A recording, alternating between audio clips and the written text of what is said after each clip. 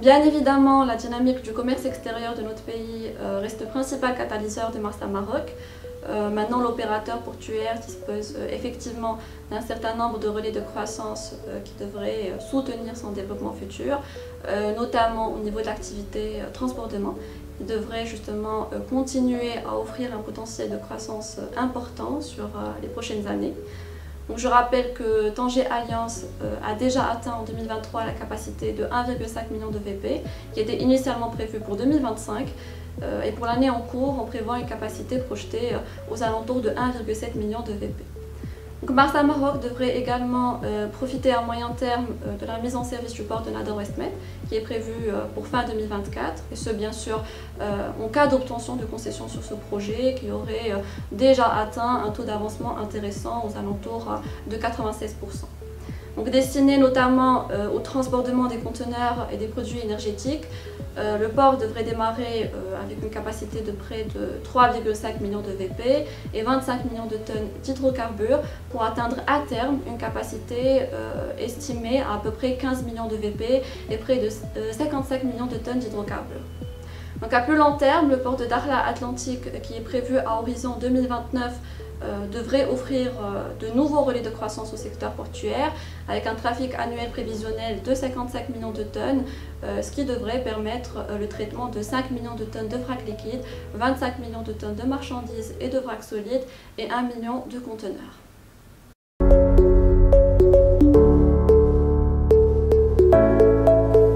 Alors pour l'année 2024, les perspectives sont globalement favorables pour l'ensemble des segments d'activité. Donc le trafic conteneurisé devrait enregistrer une hausse prévisionnelle de 10%, tirée notamment par la croissance soutenue du transbordement. Le segment des vracs solides devrait connaître une amélioration de 9%, portée notamment par les exportations de clinker, des aliments de bétail et du feldspath, et également par les importations de céréales. Pour le segment des vracs liquides, on table sur une légère amélioration, aux alentours de 2%, et ce après une année 2023 qui a été pénalisée par les importations de fioul. Nous tablons dans ce sillage sur une activité commerciale bien orientée, avec une progression escomptée de 8,5% du chiffre d'affaires à 4,687 milliards de dirhams. Et en termes de capacité bénéficiaire, l'opérateur devrait enregistrer une hausse de près de 12% à 954 millions de dirhams sous l'effet de la bonne tenue de l'activité commerciale et de la non-récurrence du don au fonds séisme de 100 millions de dirhams.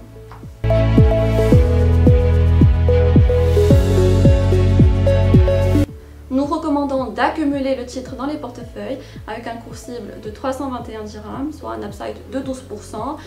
Maintenant, ce qu'il faut noter, c'est que notre valorisation ne tient pas compte du potentiel de la nouvelle infrastructure portuaire de Nador West Med, dont l'attente bien sûr d'avoir une confirmation de la part de l'opérateur d'un éventuel positionnement sur ce projet.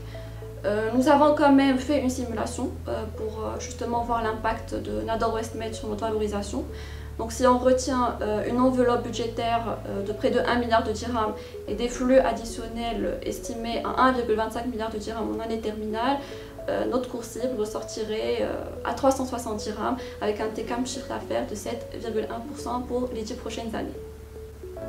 Alors pour plus d'informations, l'intégralité de notre publication est disponible sur notre plateforme www.bmcecapitalglobalresearch.com.